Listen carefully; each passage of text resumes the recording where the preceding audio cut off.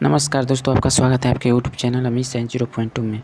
दोस्तों मैं इस वीडियो में आज बताने वाला हूं दोस्तों जो बायोलॉजी का, ठीक है, जो बायोलॉजी का चैप्टर जो दोस्तों जैव विकास के प्रमुख सिद्धांत, ठीक है। तो दोस्तों मैं डेली आप लोग को बायोलॉजी का डेली लेकर आऊँगा वीडियो, ठीक है।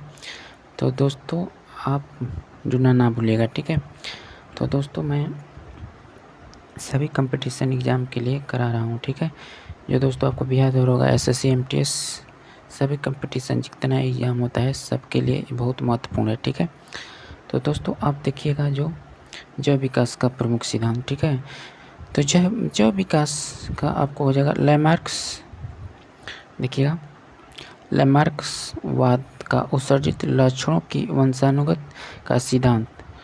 तो कब हुआ था सिद्धांत? तो आपको सन 1809 में फ्रांसीसी वैज्ञानिक डी लैमार्क ने उनकी पुस्तक जो थी फिलोसोफिस जूलॉजिक में इस सिद्धांत को प्रतिपादित किया, ठीक है।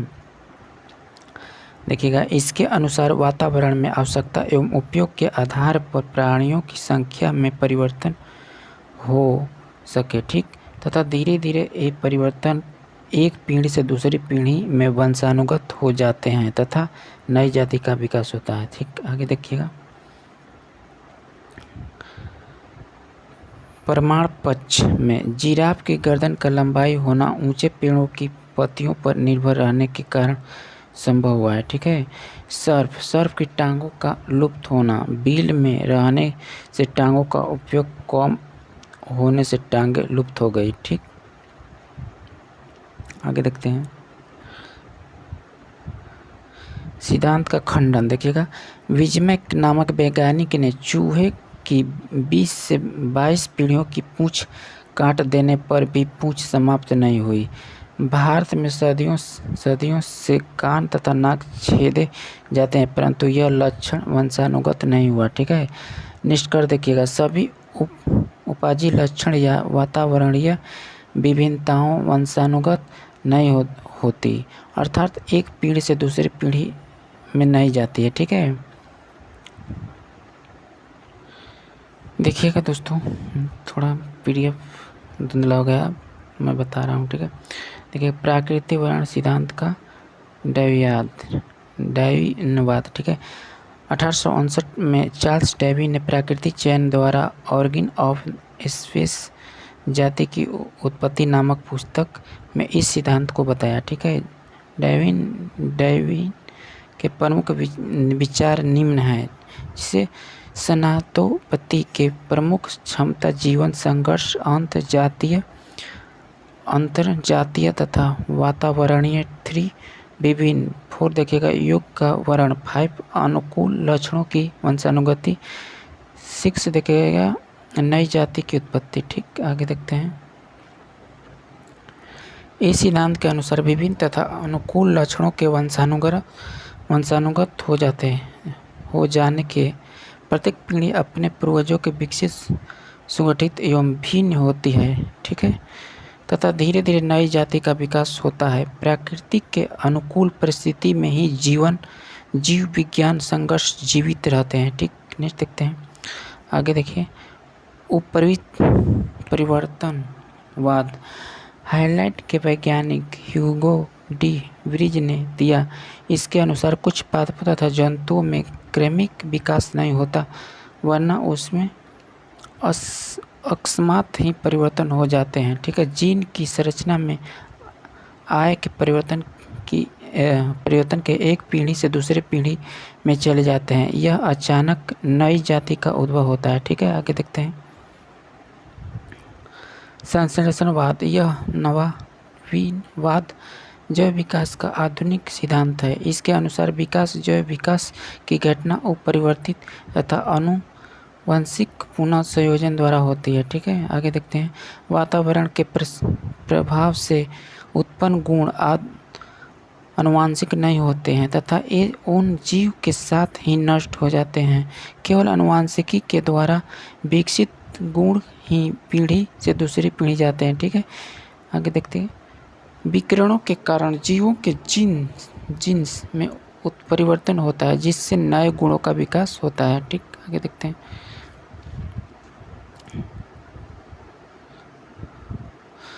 जो विकास एवं जो विकास के प्रमाण।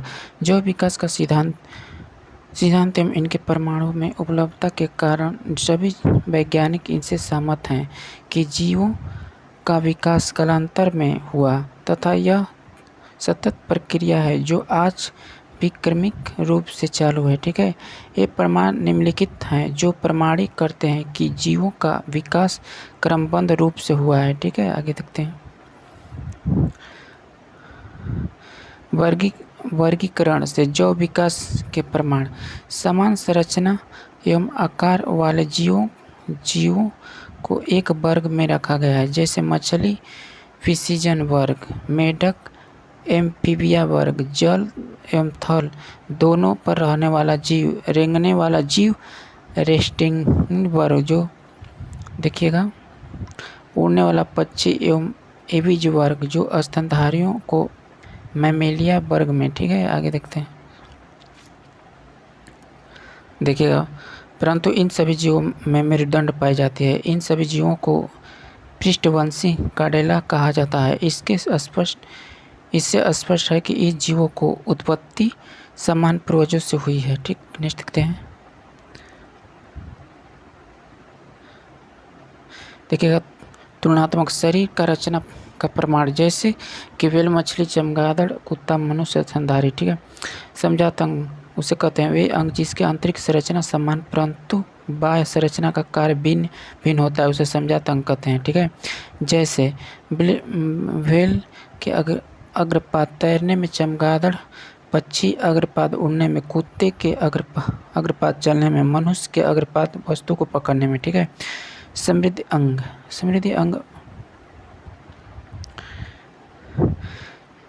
अंग वे अंग जिनके उत्पत्ति एवं आंतरिक रचना विभिन्न हो परंतु बाह्य संरचना का कार्य समान हो, जैसे कि कीट के पंख शरीर के विभिन्न, पक्षी के पंख के अग्रपाद का रूपांतर है, एवं चमगादड़ के पंख अग्रपाद की हड्डियों की झिल्ली से बनते हैं। ठीक है, आगे देखते हैं। अवशोषी अंग, जो अंग किसी भी जीव को पूर्वजों में विकसित थे एवं कार्यशीलता से, परंतु जैव विकास की प्रक्रिया के दौरान इसकी उपयोगिता धीरे धीरे कम होती गई तथा अब ये मात्रा अवशेष के रूप में ही पाए जाते हैं, जैसे कि मानव शरीर में अवशेषी अंग हो जाएंगे एपेंडिक्स कर्ण। ठीक है, पेशियों अंग में निमेकस पटल, शरीर पर बाल, सीने पर नुकीले रंध्र, दांत, पूंछ, कशेरू, रीढ़ की हड्डी का सबसे निचला एवं आगे देखिएगा अंतिम हिस्सा नवजात शिशु के कभी कभी बंदर एवं पशुओं की तरह पूंछ पाई जाती है, जिसमें प्रमाण मिला है कि हमारे पूर्वज बंदर थे। ठीक है, आगे देखते हैं। तीसरा देखिए, तुलनात्मक भ्रूणिकी की प्रमाण। सभी पृष्ठवंशी जैसे कि मछली, मेढक, सरीसृप, पक्षी एवं मैमल्स तक के अल्पायु भ्रूण प्रारंभिक अवस्था में भ्रूण लगभग एक समान होते हैं। इससे ऐसी सिद्ध होता है कि इसके पूर्वज एक समान रहते थे। क्या थे? एक समान रहते थे। ठीक है, इसे हेतु हेकल का पुनरावर्तन सिद्धांत प्रसिद्ध है। ठीक है, कि प्रत्येक जीव अपने परिवर्तन काल में अपने पूर्वजों के इतिहास को दोहराता है। ठीक है, आगे देखिएगा। योजक देखिएगा, कणियों के जैव विकास का प्रमाण। कुछ ऐसे जीव जिनमें दो अलग अलग वर्गों एवं जातियों के लक्षण पाए जाते हैं, ऐसे जीवों को योजक कणी कहते हैं। ये जीव दो वर्गों के विकास क्रम को एक दूसरे से जोड़ते हैं। ठीक, नेक्स्ट देखिए कुछ योजक कणी के उदाहरण। ठीक है, सजीव और निर्जीव वायरस एटीपी निर्जीव का लक्षण का निर्माण नहीं है। वृद्धि तथा मल्टीप्लिकेशन सजीव का लक्षण बहुगुणन करता है। ठीक है, पादप व जंतु युगिल ग्लाइकोजन के रूप में भोजन का संग्रह जंतु का लक्षण एवं हरित लौह का पाया जाना पादप जगत लक्षण है। ठीक, आगे देखते हैं। देखिएगा एनलिडा एवं आर्थ्रोपोडा के बीच की योजक कड़ी पेरिपेटस है, इससे दोनों संघों के गुण पाए जाते हैं। ठीक है, आगे देखिए डकबिल प्लेटिपस रिपिटस एकिडना पक्षी स्तनधारी के बीच अंडे देना तथा शरीर का बाल एवं दुग्ध ग्रंथि। ठीक, नेक्स्ट क्या फुफ्फुस मछली फिशीज एवं एम्फीबिया के बीच योजक कड़ी आर्क्टिटोटेरिक्स सर्पिस रेप्टाइल्स एवं पक्षियों में एविज के बीच योजना कड़ी, इसमें सशिप्त की तरह चोंच में दांत पाए जाते हैं तथा पक्षियों की तरह चोंच एवं पंख पाए जाते हैं। यह वर्तमान में नहीं पाया जाता, ऐसे जीवाश्म मृत खोजे गए हैं। ठीक है, आगे देखिए वायरस युगलन पेरिपेटस डकविन प्लेटिपस एकिडना फुफ्फुस मछली, ये सभी जीवित जीवाश्म भी कहलाते हैं। ठीक है, जीवाश्मिक प्रमाण डार्विन ने जीवाश्मों को जैव विकास को ठोस प्रमाण माना। घोड़े के विकास क्रम, इसका आकार, आकृति, पंजों के प्रकार में निरंतर परिवर्तन से आज का घोड़ा बना है। ठीक है, आगे देखिए प्राणी भौगोलिक वितरण का प्रमाण ऑस्ट्रेलिया में पाए जाने वाला कंगारू ध्रुवीय भालू एवं न्यूजीलैंड के पेंगुइन आदि महाद्वीप के पृथक होने से विशेष क्षेत्र में पाए जाते हैं। ठीक है, आगे देखिएगा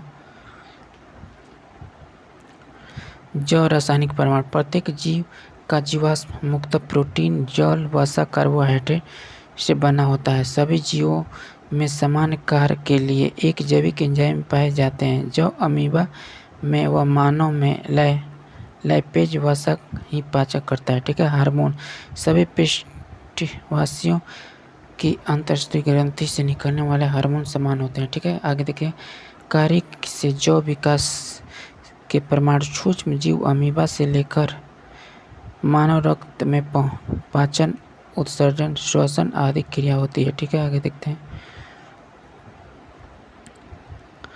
आनुवंशिकी से प्रमाण समान जीवों में गुणसूत्र की संख्या लगभग समान होती है, जैसे मानव में 46, चिंपांजी में 48। ठीक है, आंतरिक प्रमाण ऊतकों का अध्ययन मछली से मानव तक के हृदय की रचना में कृमिक विकास प्रमाणित होता है, जैसे मछली एक अलिंद तथा एक नीलय, मेढक 2 अलिंद तथा एक नीलय, मनुष्य 2 अलिंद तथा 2 नीलय होते हैं। ठीक है, जैव विकास धीमी तथा निरंतर चलने वाली प्रक्रिया है। एक जाति से दूसरी जाति बनने में लाखों वर्ष लग जाते हैं, इसीलिए हम इन परिवर्तनों को देख नहीं पाते हैं। ठीक है, विकास यह क्रम आज वर्तमान में भी जारी है, यह भविष्य में भी जारी रहेगा। ठीक है, आगे देखते हैं देखिए सजीवों के लक्षण। सभी सजीवों में विशिष्ट जैविक क्रियाएं पाई जाती है। ठीक है, जो वस्तु को अलग कर सकते हैं। ठीक है, नेक्स्ट देखिए आकृति एवं माप। प्रत्येक जीव की विशिष्ट आकृति एवं माप होती है। ठीक है, गति सभी जीव में पाई जाती है। पेड़ पौधे अत्यधिक जैसे छुई मुई के पादप के स्पर्श करने पर पाई जाने वाली गति। ठीक है, आगे देखिए प्रचलन जंतु जगत में विशेष तौर पर पाई जाती है। प्रचलन के लिए विशेष अंग पाए जाते हैं। ठीक, कूटपाद जो अमीबा में, पचविका पैरामेसियम में। ठीक है, आगे देखिए कसाब पद फूड मानव और अन्य मैमल्स में। ठीक, नेक्स्ट देखते हैं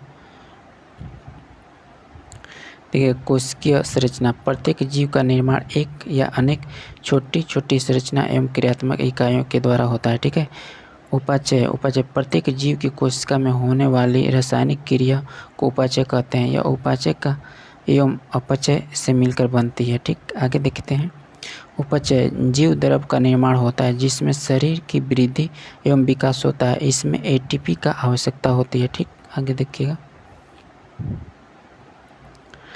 अपचय विघटनकारी क्रियाओं से जौ पदार्थों का नाश होता है, ठीक है। इसमें एटीपी का निर्माण होता है कि क्या होता है, एटीपी का निर्माण। कोशिका में माइटोकॉन्ड्रिया में एटीपी ऊर्जा का निर्माण होता है, जैसे कि श्वसन, एटीपी का बनना।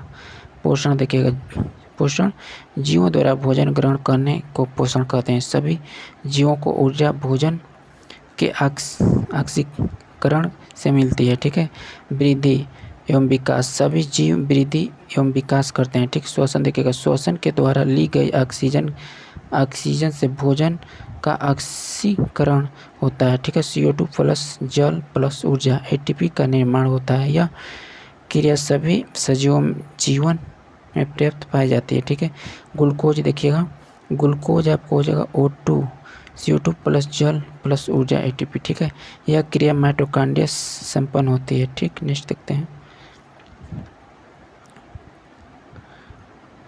देखिएगा उत्सर्जन देखिएगा, उपापचय क्रियाओं में ऊर्जा के साथ कुछ विषैले एवं हानिकारक पदार्थ भी उत्पन्न होते हैं, जैसे कि यूरिक अम्ल, अमोनिया, CO2 इत्यादि। इन पदार्थों में शरीर से बाहर निकलने का प्रक्रिया को उत्सर्जन कहते हैं, ठीक है। आगे देखिएगा, उत्तेजनशीलता, कांटा लगने पर पैर का अचानक हटाना, ठंड से शरीर को कांपना आदि बाह्य उद्दीपन के उदाहरण हैं। भूख लगना, प्यास लगना आंतरिक उद्दीपन है, ठीक है। जनन देखिएगा, प्रत्येक जीव जनन द्वारा अपने जीवों की उत्पत्ति करते हैं, ठीक। दोस्तों ये चैप्टर जो समाप्त हो गया, ठीक है।